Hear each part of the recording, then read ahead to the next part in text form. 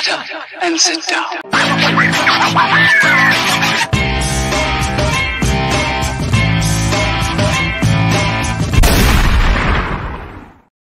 Boom. Hey, what's up, everybody? Welcome to Dope and Dharma.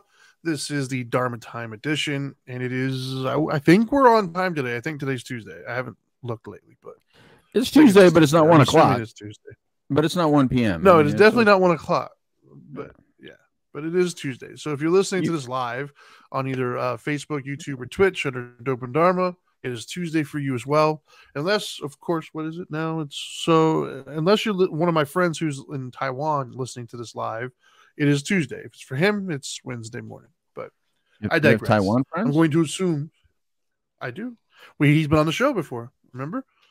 It was a while back, but he was on the show. Anyways, once again, I know who you're talking about. Yeah. Anyways, so welcome, Dope and Dharma. He is, of course, the one and only 1%er, Dope, the Dope Doctor, and I am the lowly 99%er, the Dharma guy. I'm the other end of the spectrum, guys. Anyways, I'm the Dharma guy. He's a Dope Doctor. This is Dope and Dharma, the Dharma Time Hour. Welcome. That's right. And how can they join us? Anything you want to? Marissa on Facebook Live is hello, Marissa. You must have missed that at the top of the show when I said if you're watching live on Facebook, YouTube, or Twitch live. But I'll repeat it anyway.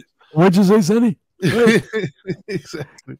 Or you can listen whenever you want on a podcast platform. You could be listening to this right now while you're driving or running on a treadmill or something. Although I'm not sure I would choose us to listen to while you're on the treadmill. So if you did, more power to you. I would just rather choose. I would just rather choose not to be on the treadmill, personally. Yeah, I don't think that's a problem for either one of us right now. Right. Anyways, so today's an interesting show. Today, so for years we've talked about. We've mentioned the word narrative, right? She's nice. For those of you who aren't aware, on our Facebook Live, one of our longtime listeners, Marissa, wrote in. She's running right now, which if you don't know, the humor in that is because she's in a wheelchair, so she's obviously running. The irony there is what's funny. She's running up here, and that's what it's all about. Yeah. And I'm gonna let my dog out because he is losing his mind. But anyways, so he doesn't care that we're I hear on air right now. Yeah, he's gone now. So anyways, so for years now, we've said a word over and over and over on our shows, any one of them, be it the Couch Live, Dharma Time, or We the Middle. The word narrative comes up an awful lot, actually. And I don't know that we have ever really kind of addressed what narrative actually is, right? I think we just took for granted that people probably have an idea of what it is or how it's formed, things of that nature. So today we're going to actually talk about it. Are we playing Webster today? Sure, we can. Yeah, I mean, I don't think I have readily available the actual definition of it, but go ahead. By the way, does Webster matter of fact, while you talk, I'm going to go ahead and look up the Webster. Good. Does Webster still exist? I mean, like, is there still a Webster? Because we have changed so many definitions of words that I thought maybe Webster got canceled and maybe there's a new, maybe we have found Webster to be somehow internally biased and we canceled Webster. Is there a new Webster? Well, there's a Webster like online. This is the most simplistic definition I think I've ever heard in my life. Narrative, the online definition of it, and this is taken from Oxford Language. I just typed in Google narrative definition. That's not even. That's not Webster. That's not Webster. Yeah, it says a spoken or written account of connected events, a story. So and then Merriam-Webster is on here though. There's a website for it. Okay, good. And it says, oh, this is even worse. Narrative from Merriam-Webster 1A. Something that is narrated. There you go. That solves it. I thought you couldn't use the word in the definition, but whatever. Webster can do whatever he wants. Apparently so. So 1B is a little bit better. It says a way of presenting or understanding a situation or series of events that reflects and promotes a particular point of view or set of values. That I think is what you and I typically refer to when we talk about narrative. Right. So narrative is an interesting thing, right? So like, let's first of all, I guess let's just go ahead and cover that, right? Like we already kind of addressed what narrative is. To me, right, like my interpretation of that very eloquent Webster's definition of it is basically our narrative is the story we tell ourselves, right? Mm-hmm. It's the gaps that we fill in with what we're seeing in front of us. So what we're seeing in front of us is a particular things that are playing out, and the narrative is we fill in whatever we don't know, meaning the intentions of the person, why they're doing what they're doing, how they did, what led up to this, what's going to happen next, all these thoughts and these feelings and emotions, all the unseen stuff, we those gaps. That's the narrative to me. Would you agree with that assessment, or do you have a different definition? That sounds pretty good. I was thinking about it a little differently. I was thinking about it. You know how maybe has this ever happened to you? This should be a question. Has this ever happened to you? Because it happens to me. I'll be walking along with Dana, walking the dogs or something. This just happened the other day. And I said, Dana, that's a really pretty plant. And she said, which one? And I said, the pink one. And she like just laughed at me. She chuckled. And she said, God, what color was it? It was a different color. Oh, no. She goes, the purple one, you mean? And I go, no, the pink one. She goes, that's cute, but yeah, it's purple. So the story I'm telling you is because that to me is how narrative is. If in my head I have that it's pink, then I don't care what Dana says. That plant looks pink, and it's some sort of version of pink. And if in her head she sees it to be purple, no matter what I tell her, she sees it as some sort of variation of purple. And that is the way I view narratives. Right on. Yeah, I agree. I think we're kind of saying the same thing, just differently. Right. To me, what you're talking about goes more into how it's formed, I guess. Like, I think that's where the uniqueness comes in. And obviously, not to jump the gun, but we're going to get there. But to stick with what is narrative, like, whether we know it or not, everything's going to have a story. Everything's going to have a purpose. Everything's going to have a past, present, and future, whether it's told to us or we make it up.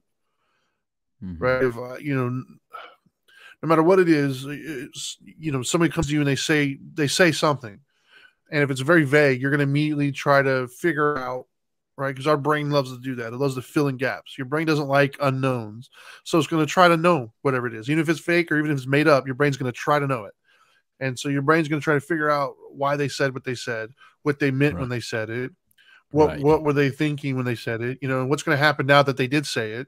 What's going to happen if I don't acknowledge it? Like, your brain likes to fill in all these different gaps and stuff. Right, and that's, to me, is the narrative, right? And I think it happens all the time. Like, whether you realize it or not, it's not like a conscious thing that we try to do. It's this vibe that we get, right? It's this feeling that we get, which aren't facts, but we convince ourselves that they are.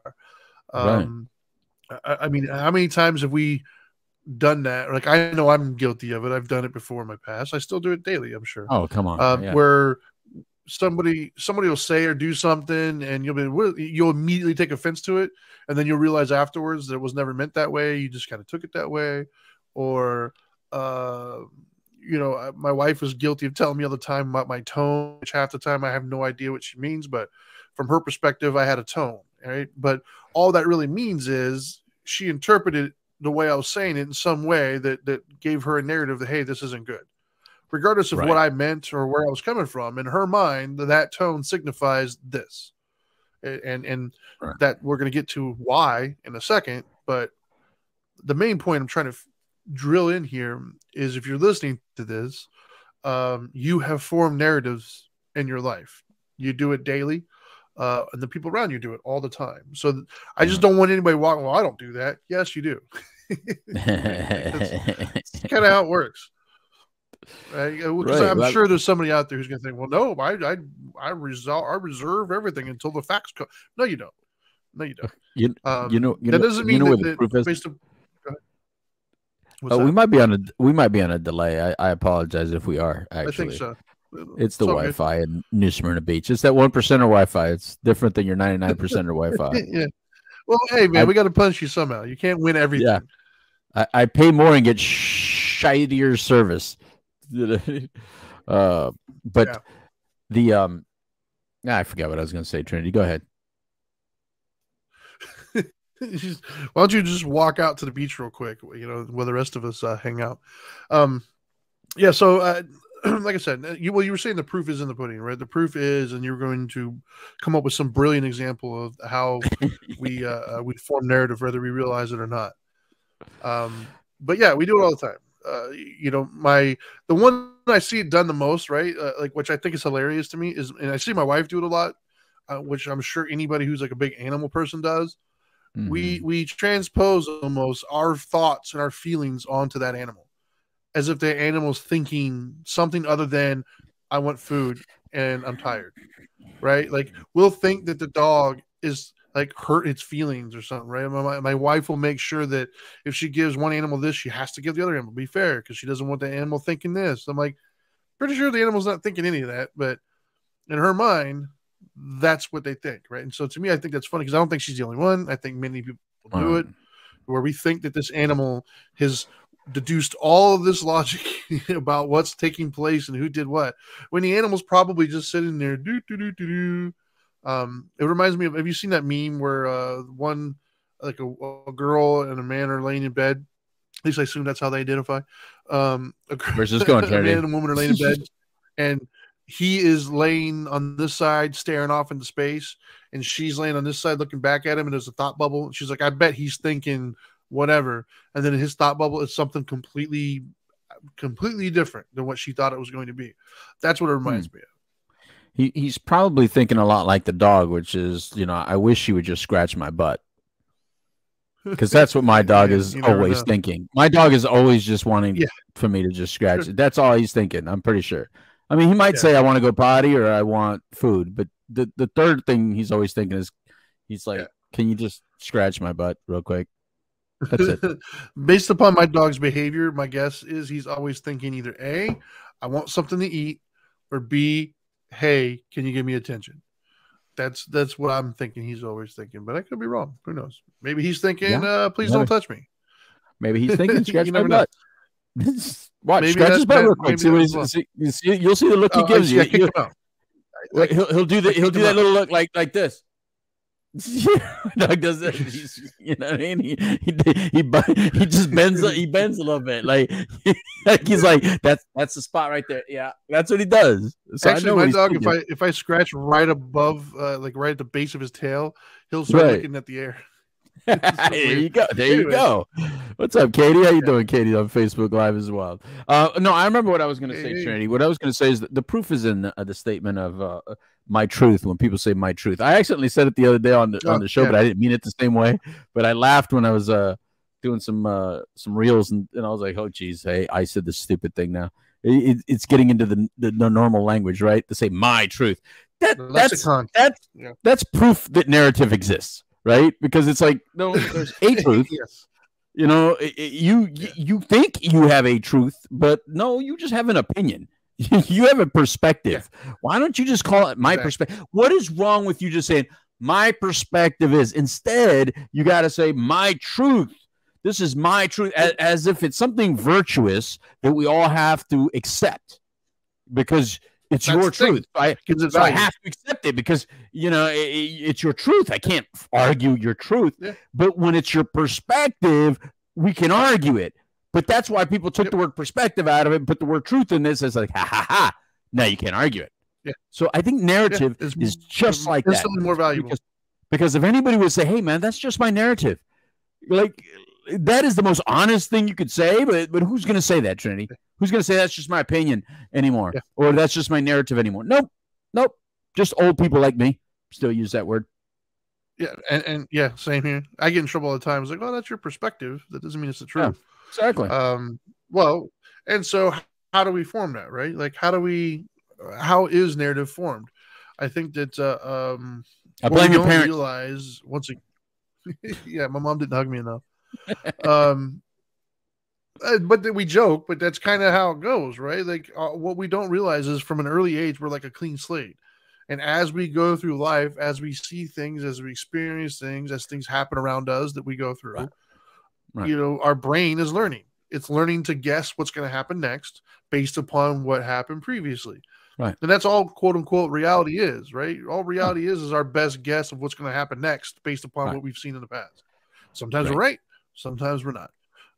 However, narrative is going to form when things take place to us. And oftentimes something's going to happen that leaves a real deep mark, right? Maybe we had past trauma, something really hurt us, something great happened, and we have a great memory. So that's all going into narrative. That's all going into how we're going to perceive the very next thing.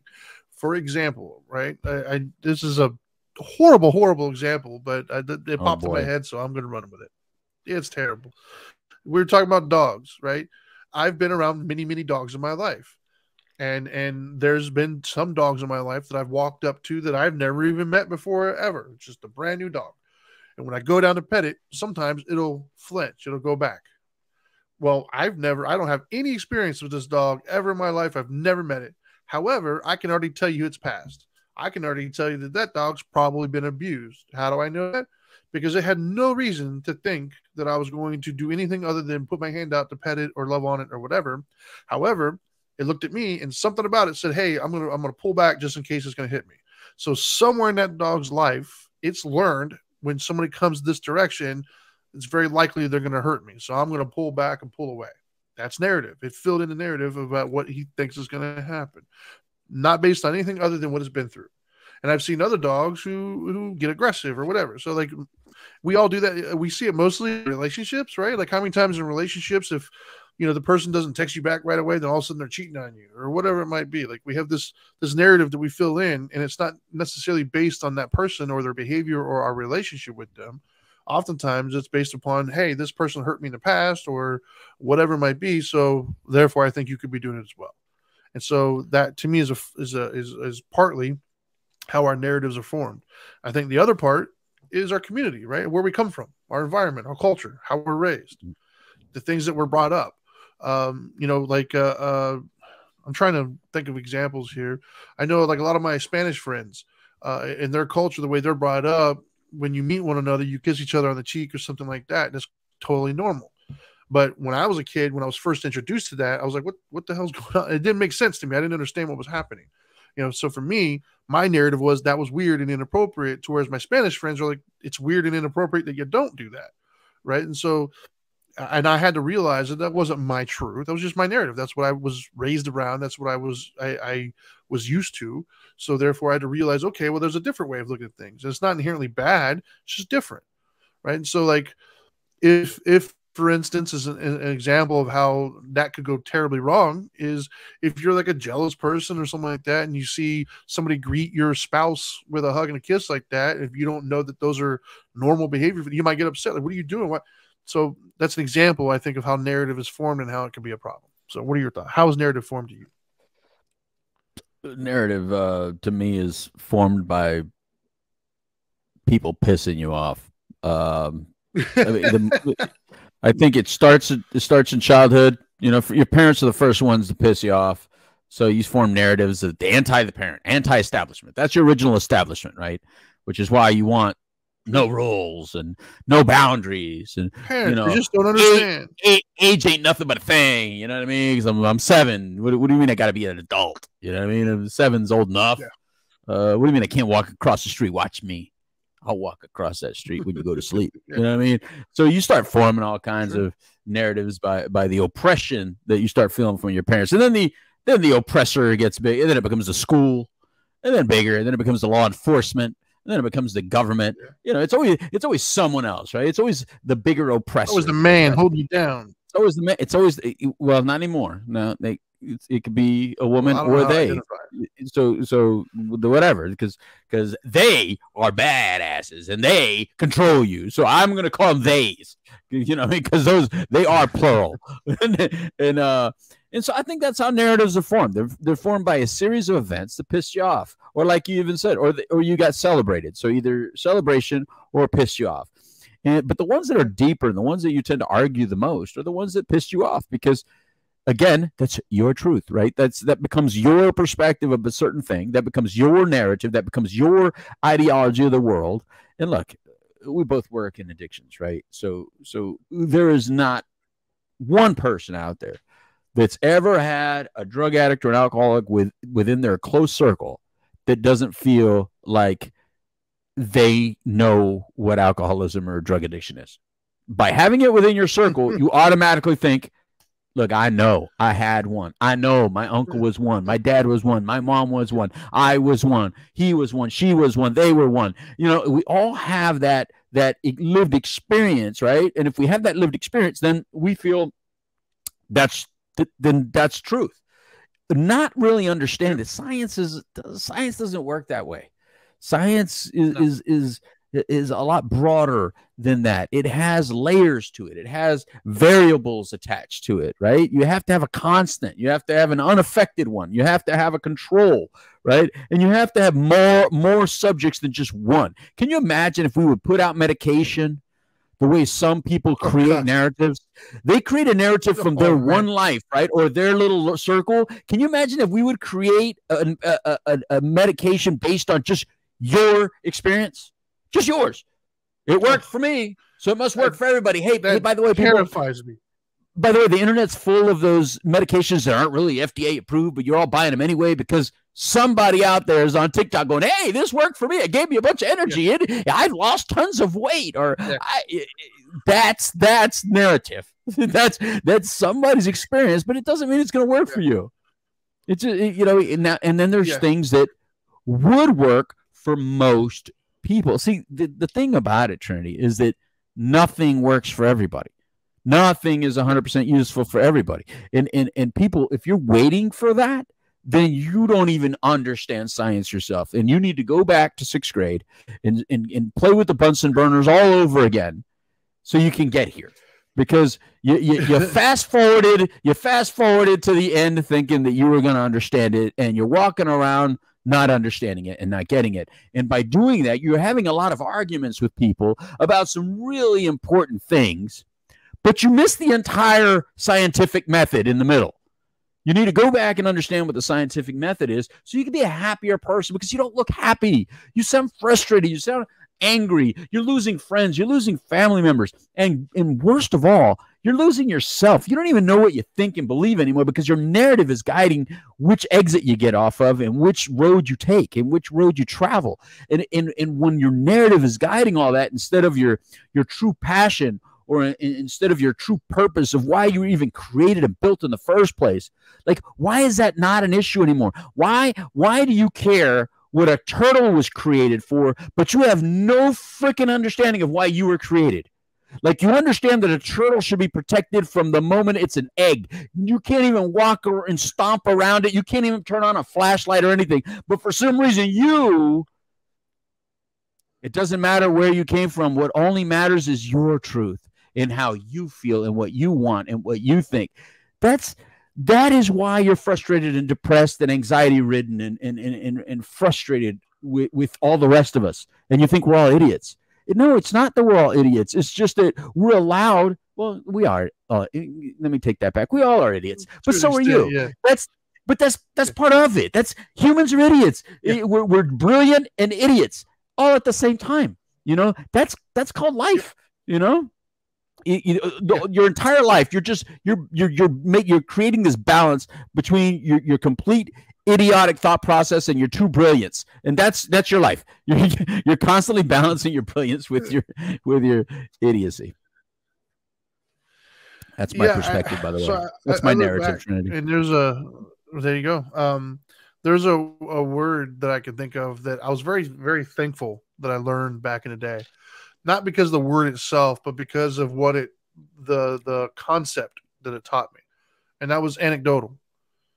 Because I remember I heard anecdotal one time, and it was like talked about something. I was like, anecdotal, what does that mean? And so I looked it up. I was a kid. And then when I looked it up, I realized what anecdotal was. And it opened up my idea to, wait a minute. So just because I'm seeing something doesn't mean everybody else is seeing the exact same thing, right? There's majority, and then there's just what I'm seeing. And so for me, that was like a big moment. That was like when it introduced me to the concept of what I'm seeing is not what everybody else is seeing. And I was like, whoa, right? Like, and another, I guess, I don't know, it's a saying, a cliche. I don't want to call it a cliche, but it's a saying that's out there is, you hear hooves, you don't think zebras, right? So just because you hear hooves, we where do they say that? Horses or cows. You never heard? You hear hooves, don't think zebras. It's like oh well. I have to get you a book or something. Anyways, but it's true though, right? I say, if you hear hooves, you don't typically think zebras. You think, horses or cows. Okay. That's because you associate hooves with horses or cows. But there's many, many animals that have hooves.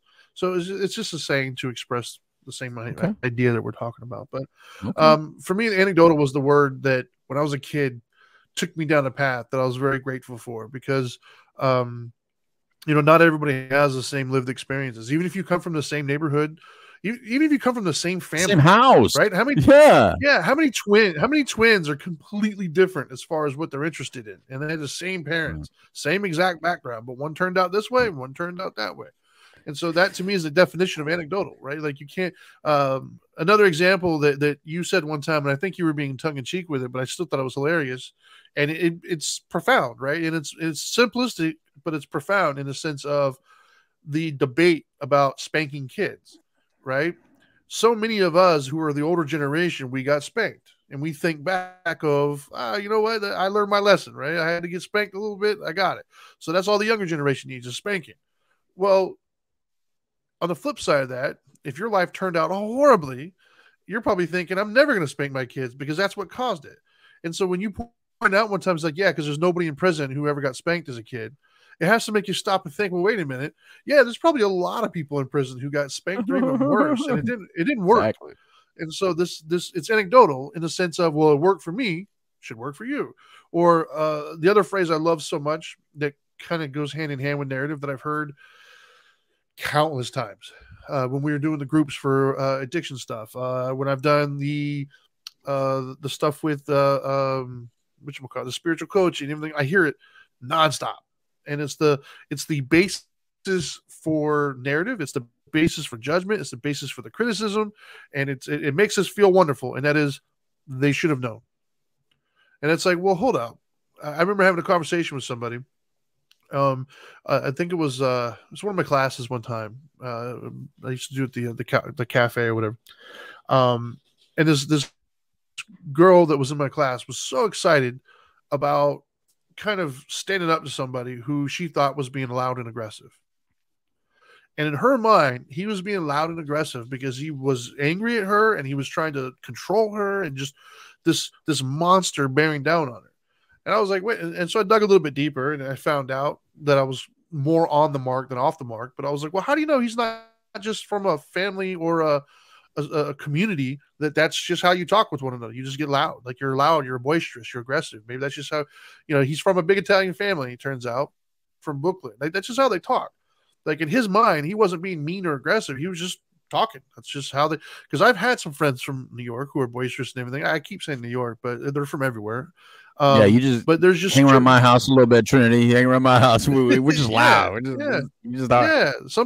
Some cultures or some households are just loud, right? So for them, they're just loud. They're constantly trying to talk over one another, and it's like this competition type deal. It's not intended to be so. They're just boisterous, just loud, man, just full of energy and life. Nothing wrong with that. But if you come from a more quiet and reserved family, you're going to look at them and like, dude, what did I do to piss you off? Why are you so mean? Why are you so aggressive? Like, well, what do you mean? I'm not. I'm just talking loud. And so that's an example of what I mean by anecdotal, right? Like in your mind, this is what you're associating. So that to me, once again, is how we form our narratives. Like every single thing that we're interacting with, it's important that we realize that is just a guess. You're guessing based upon everything that you've seen up to this point. You don't know. Right. You don't have a crystal ball. You have no idea. You're just guessing. And the problem is, anecdotally speaking, I don't know how right we are. I think we all think that we're right more often than we're wrong. And that's what keeps us doing it. But if you actually took the data and polled how many times we're right versus how many times we're wrong, it might be 50-50, where it might actually be we're wrong more than we're right. Right. We think that we're right a lot. Right. We think that Oh yeah, I nailed that one. I knew that was coming. Okay, well, how many times did you know something was coming and you were dead wrong, or you knew how somebody thought and you were dead wrong? Let me So tell you I think something. that's. Go ahead. If we all knew, we sure the hell wouldn't still be paying bills. We sure as hell wouldn't even be caring about the bills that we had to pay. Ain't none of us knew nothing. You know, we were all wrong. There's nobody out there that's been right most of the time, you know, because I would ask you then, why did you pick the existence that you're in? Right? Like, if you're frustrated financially, you've been wrong. You know, if you're frustrated in your relationship, you've been wrong. If you're frustrated about where you live, you've been wrong. You've just been wrong a lot, right? Nobody has hurt you more than you. Nobody's lied to you more than you. And the whole world out there has so much more truth in it that you can explore, but instead you're constantly painting the picture that you want to see instead of just seeing it for what it is, man. It's just a little bit different than what you're experiencing. Perfect point. You ever drive down the road and someone points out something, even in your own neighborhood, that you never saw? I mean, you never saw it. Like you know, like someone comes to visit and we're driving and they go, "Oh, you have a blankety blank store." And I'm like, "What?" I'm like, "What is that? Is that new?" And then my wife would be like, "No, it's always been there." I'd be like, "That's always been there? That store? I've never seen that store in my life." You know what I mean? And it's just your eyes just only see what it wants to see. Like, you ever buy a white car and all of a sudden all the cars you see are white? You ever buy a certain type of car and all of a sudden that's all you see is those types of cars? That is narrative. That is perspective. Is that you get accustomed to seeing Tootsie Rolls everywhere when you love Tootsie Rolls, man. It's just, that's the old commercial. And if you don't know that commercial, you got to look it up. It was a great commercial. I wish we could play it in the middle of this and just, you know, everything looks like a Tootsie Roll to me, because that's the way the world is. If you love something, or if you believe in something wholeheartedly, that's what you see everywhere. It's one of the biggest reasons that in the industry that we're in, you know, and helping people get clean and sober. Well, I used to get frustrated with some of the old timers that existed before I got in the field, or like when I was new in the field, because no matter who they evaluated, they thought that person's an alcoholic. And I'd be like, okay, they got a DUI. I get it. They got a DUI. But does just the DUI make them an alcoholic? And man, you know, and they would go down and try to fit, because all we had at the time was a DSM-4. So we had these 7 symptoms, and it looked very subjective in nature, and it was. It was only 7 symptoms, and it was a pass or fail kind of diagnosis, right? You know, this is before the DSM-5 and all that. And people used to make these judgments based on it. It was like, God, there's got to be more to it than just an experience of getting caught. I said, because there's a lot of people out there that have driven while intoxicated by law. Are you saying all those individuals are alcoholic, or only because they got caught? Now I gave you the alcoholism. You know, it's like, hey, now you have it. Oops, you caught it. So these are, there's things like that just exist, right? Like, some people just pretend to be, they're wannabes, right? And I know it's a weird thing to want to be, but there's people that want to be alcoholic. They just try to act like one. They try to drink like one. They try to act like one. You know, they go out there and get trashed and throw up and stuff like that. But to be honest with you, real alcoholics, they don't do all that. Real alcoholics, they're not throwing up. They're not really looking trashed a lot of the times, you know. That's the weirdness of this whole deal, right? Is that whatever you think you know, you probably don't know.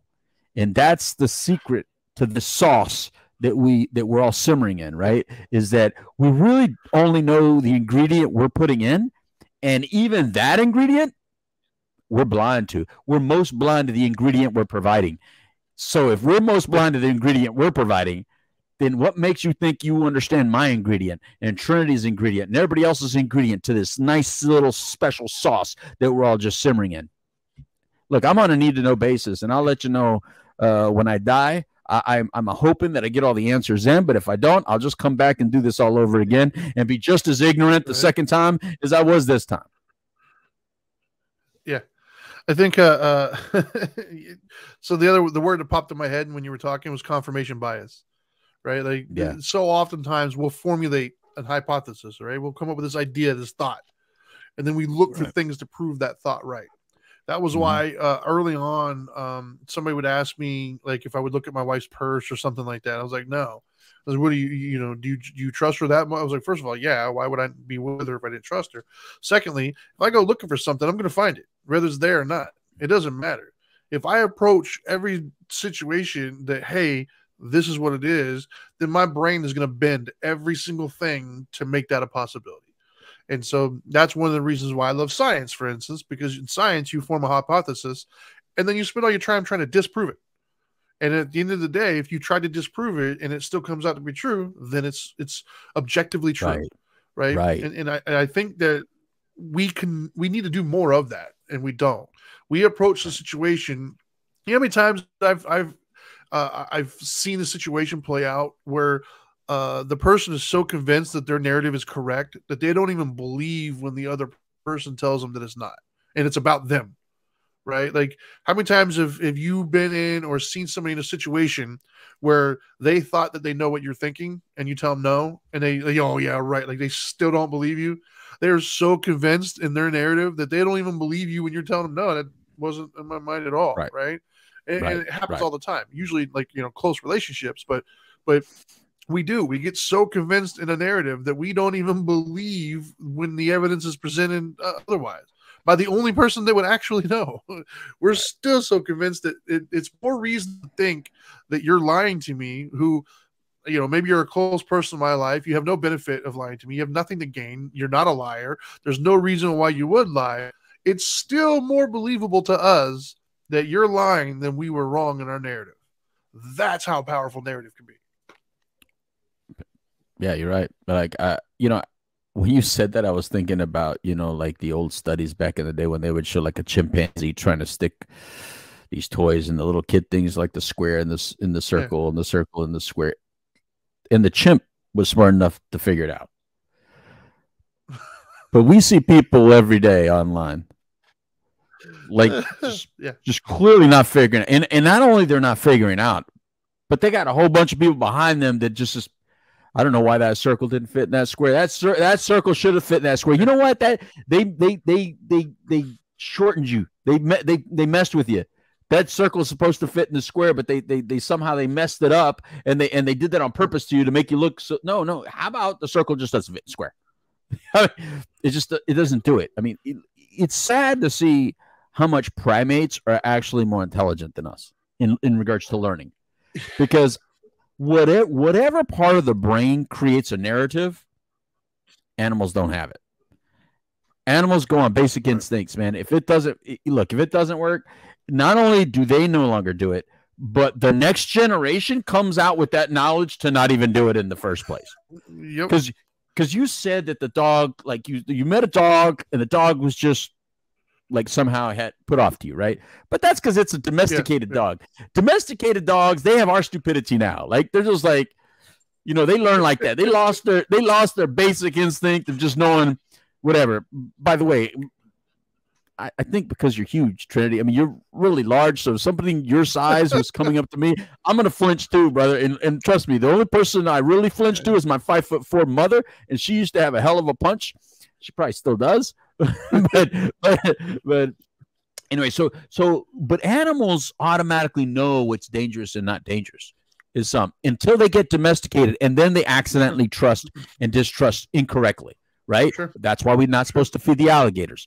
That's why we're not supposed to feed certain wild animals, right? Because once they become trained, then they become more aggressive and problematic.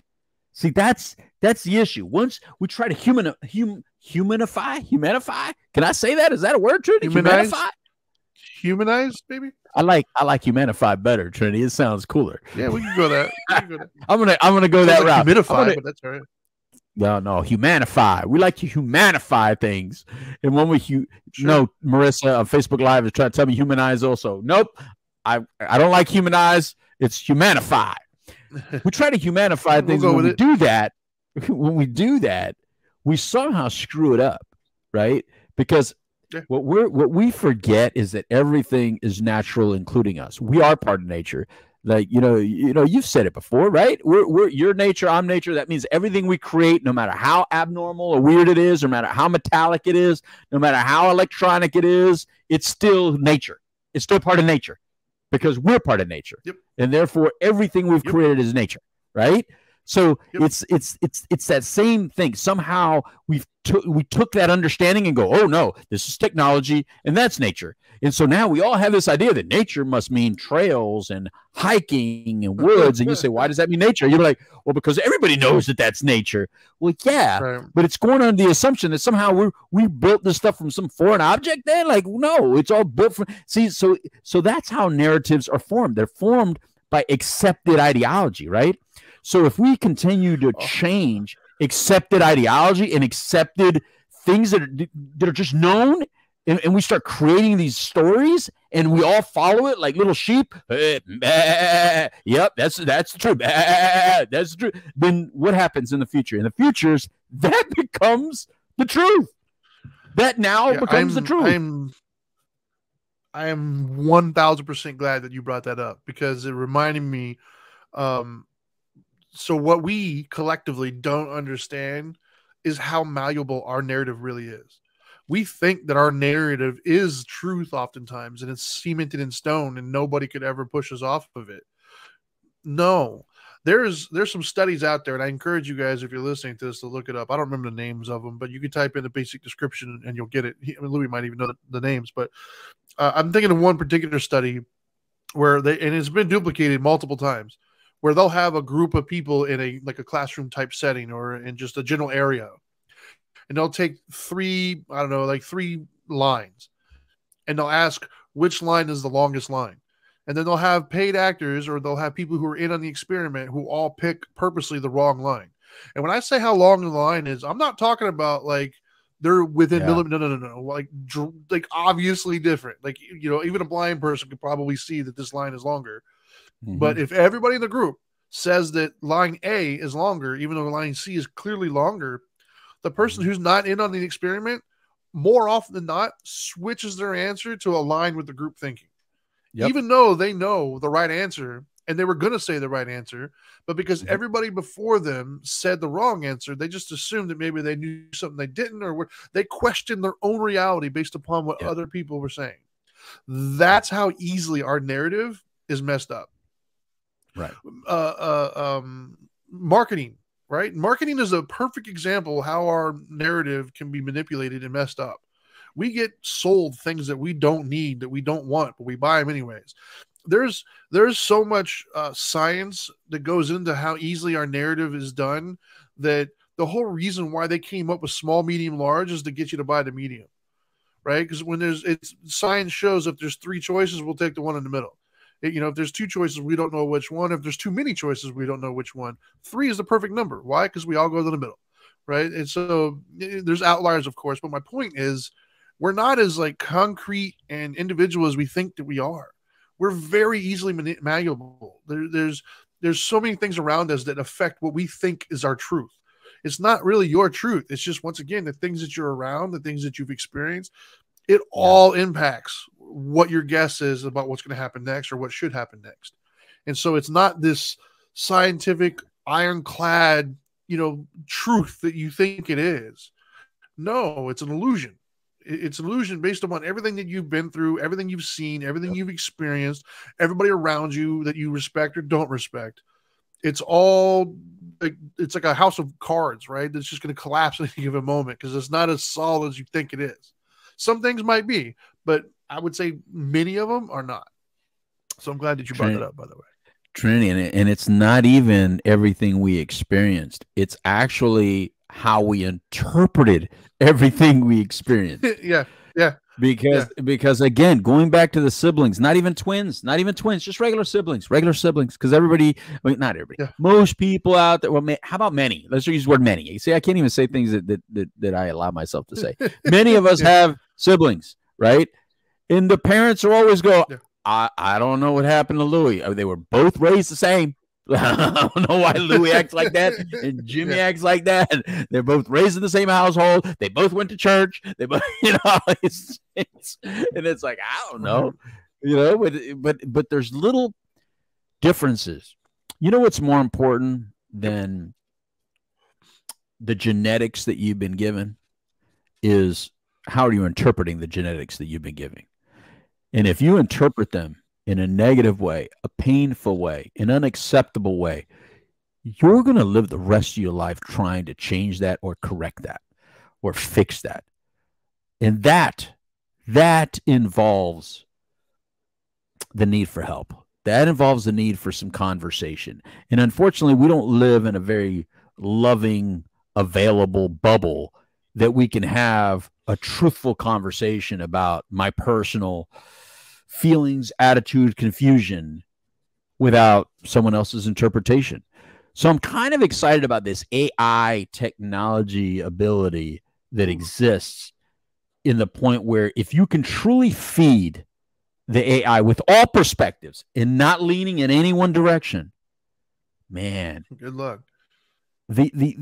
Well, I'm just saying in a I'm going to say in a perfect world, in a truthful scenario, and I got to believe the scientists behind it will want it as truthful as possible. Maybe not all the others, right? But the scientists behind it will want it to reflect both different sides, right? All sides of the equation, all sides of the angle. Then I'm interested in seeing how it kicks back therapeutic conversation. Because as a counselor, I still, as much as I don't want to be biased, I still have my interpretations, my ideology, my upbringing, my culture, what worked for me, what didn't work for me. It's impossible not to. Yeah, I work really hard to not make it anything about me, but that is not easy, and it takes a lot of skill to like be there totally for that person. And I'm very happy with myself when I find myself helping somebody through something in a way very different than what I would ever think that I would say, which is why when people say, oh man, he's so good, or and I'd be like, you know what? It's not me. Cause sometimes when I'm sitting there, I could swear the words are coming from something else, not me. I'm a vessel, which is why I say I'm a true vessel, because I become like this open little vessel that the words come out of my mouth. And I'm like, where are those coming from? Where are those thoughts coming? I'm not this smart. There's no way I would have said that, or I know that. So whatever alien form, life form, spirit form, God form exists out there that's speaking through me, I think it's incredible.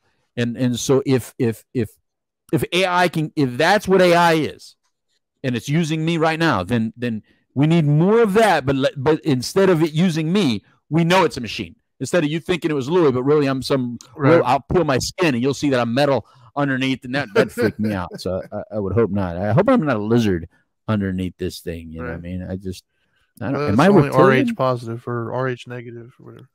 Is that what it is? My wife is reptile. Yeah, she's a reptile person.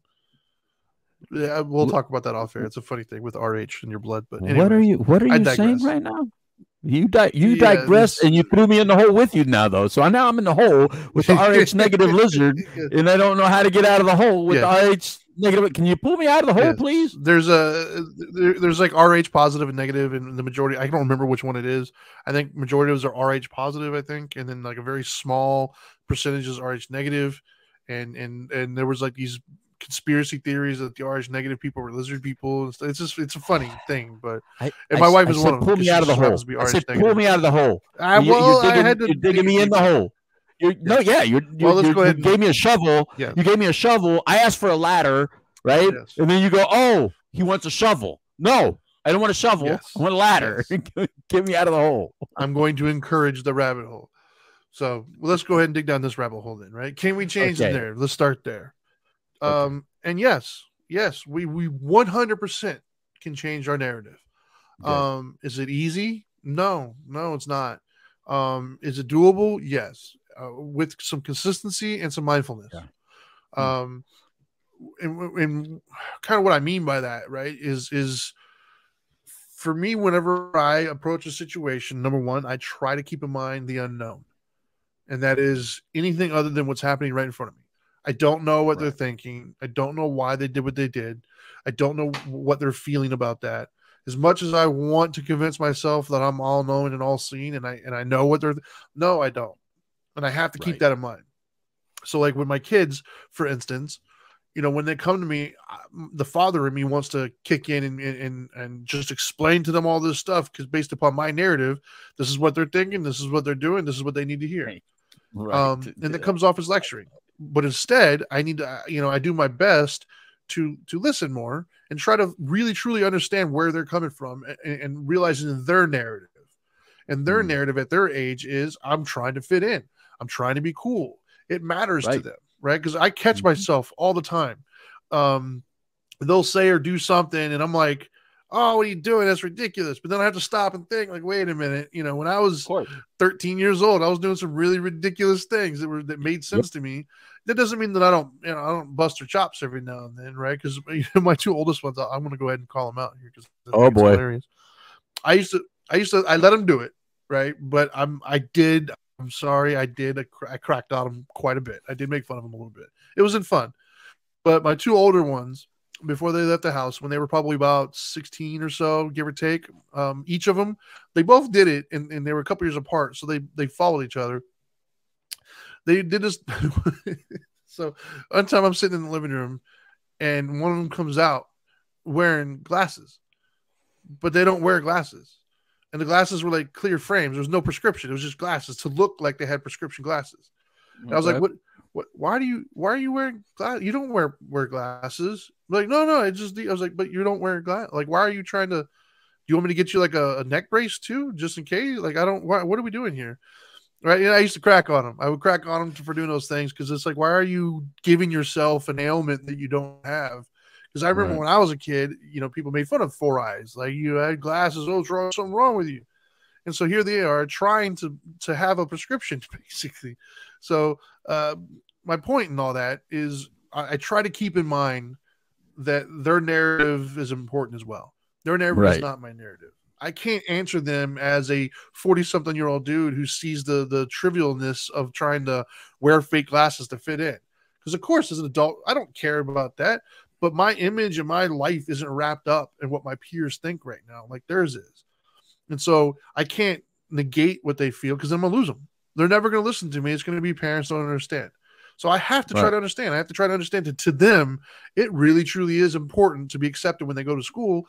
And it kind of is, right? Like, when you're that age, that's your life, dude. Like, this is it. It doesn't go outside of these walls, and I have to be accepted. So for me, part of changing our narrative is listening and understanding what we don't know, knowing the unknown.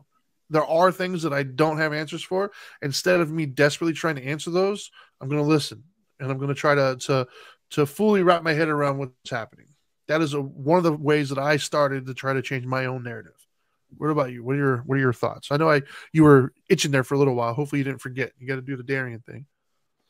Oh no, I'm way past forgetting. But I want to put what Marissa said up there. Look at that right there. Read that. There's such a thing as transabled now, where people will hurt themselves, so they form some sort of disability. That doesn't surprise me. I think I've heard of that as well. Actually, I've heard of people give themselves scars and stuff. Yeah. So, look, can we change the narrative? The simple answer is yes. But I think you kicked off the show by saying, if you don't think you have a narrative, you're wrong. You do. We all do. And I think that's the problem. We kind of said it in some other shows that we've done where we say, everybody thinks they know, man. They say, I would know. I would know. Right. We say that about someone close to us. I would know. I've lived with her long enough. I've known her long enough. I've been around her. I know her. I know my wife. I know my son. I know my daughter. I know my kids. I know my parents. No. That the day that I kind of dread is the day that I pass away and my family tries to interpret my shit. You know what I mean? I've already given them some understandings to how to interpret my shit. Like, and I know they'll still get it wrong. I know they're still going to read some of my stuff that I've written and go like, what the hell was he thinking? And it's like, well, because I go through periods of my life where whatever is in here, I have to release. I have to take it out because it gets out of here. Because if it stays in there, it festers and it lives. And I've dealt with so many people's pain and so many people's struggles and so many people's death that I have to write it in my way, right? And so I used to have to, I went through a period of time where I had to read things that I wrote to Dana just so she would understand, hey, just so you know, I'm not suicidal. But I write from the perspective of the person that was stuck in my head. I had someone stuck in here, right? Or multiple people stuck in here, and I had to write their words down, their screams, their terror, their cries, their pain, their frustrations. I had to write it out to not keep it. That's how I dealt with my problems. I've always dealt with problems that way. I've always dealt with stress that way. So I don't feel stress because I write. And when I write, it's just gone. But I've gone back, Trinity, and I've read some of my shit, and I'm like, what the? Jesus Christ. Yeah. You know what I mean? So if that just happens with writings, then what's going to happen with, why did he save this? Why does he have this? What does this mean? What does that mean? Oh my God. Good luck. What I would recommend is just pack up all my shit. Burn it. Just burn it. Burn it. Because somehow your feelings are going to get hurt. Or you're going to think something. Yeah. Because unless I die when we're at a really great time of life where everybody's feeling real comfortable. And then even then, if you like the way you feel, let's leave it that way. Because you might misinterpret some stuff. And so I fear that. I actually think of that stuff like my parents. I'm like, dude, I don't want to know. I want to just know the I love you, Louie. You're awesome, Louie. Whatever. I've already heard my dad's always called me a stupid idiot. That's kind of that's his love language to me, and we're good like that. And I'm his favorite. And well, I think I'm his favorite. See, that's how psychologically warped I am. That's narrative. I'm a daddy's boy.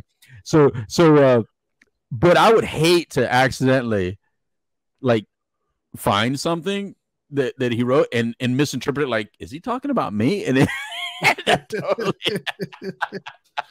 My asshole kid. Wish I never had him. Man, you know what I mean? It's like, oh no. Look, it's bad enough that we have video. And I'll end this point with this. Video didn't used to exist when we were little. There was some video, but not everybody was walking around with a damn video camera. Not everybody's walking around with a video camera. But you know who was walking around with a video camera when we were about to have a baby, Danny and I, our first kid, Dahlia? We were. You know who was videoing us? We were videoing ourselves. And you know what I videotaped? Right. And yes, it was videotape. When we went and got the sonogram, and they go, do you want to know what you're going to have? And we're like, yes. Tell us. What are we going to have? And she says, a baby. It's a girl. And I was like, really? Nah. Two of them. To this day, well, we're all four laughing around, and they got their one with her husband and the other one with her boyfriend, and they're just telling stories about their parents and their childhood. They love to bring up the fact that dad was sitting there going, you got to be kidding me, right? You sure you can't find something there? You sure it's a girl? Yeah. The disappointment in daddy's face. And so what I'm saying is, there's so many moments like that unless you understand the entirety of a person, accept the entirety of a person, and you just take that one little video. Imagine if that's all you had. If that's all you had was that video, and you never had all the loving and the playing. Like if I would have died like 2 days after the video, right? That's all they would have had. Yeah. My dad never wanted me. You know what I mean? And then, you know what I mean? I think about stuff like that, because there are people like that. Your life ended after you said something or did something or wrote something or felt something or whatever, and then it ended. So you didn't get a chance to tell your whole story. You didn't get a chance to come back from that story. And then that's where the story ends. And that person grabs that and watches that, and they fill their narrative in that, however they felt, however their guilt was feeling, or however their anger was feeling. And then they go, oh my God, I'm the reason that person died, or I'm the reason they did this, or I'm the reason they did this, or what could I have done differently? And so those are the things that I'm saying. I just hope that my family knows how to just interpret my shit and not make it about them. Just don't make it about you. I enjoyed my life. I love my life. There is nothing I would do differently. I'm in total peace. But don't let my craziness affect your future. Boom. That's it. So yeah, we can change our narratives, but if you're building upon a personal narrative that's painful, how is that the right road to go down? We've watched scary movies, right? Like if you've ever watched a scary movie and you see somebody going into a scary situation, you said, why the hell are you doing that? That's all of you that are going down narratives that are pissing you off. If you continue to live a narrative that just frustrates you, it's like, why are you going down that road? Change direction. Just go down a different path. That's it. That's simple. It's not that confusing. Yep. I'm going to second that, and that's kind of like my that'll be my final thoughts, to be honest with you.